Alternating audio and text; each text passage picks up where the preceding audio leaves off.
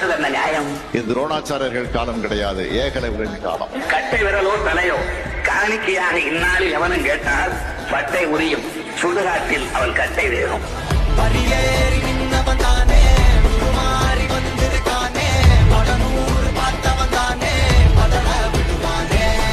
என்ன எவன் அடிக்க முடியாது, ஞாபகம் வச்சுக்கோ. ஒன்னால கூட அடிக்க முடியாது, திருப்பி அடிச்சா தாங்க முடியாது. ஒற்ற துணையா கொள்கையா எது வேண்டுமெனில் கொள்கையை விட்டு பிழைக்க வேறு நபர் பாருங்கோ. ஒற்ற துணையா கொள்கையா எது வேண்டுமெனில் கொள்கையை விட்டு பிழைக்க வேறு நபர் பாருங்கோ.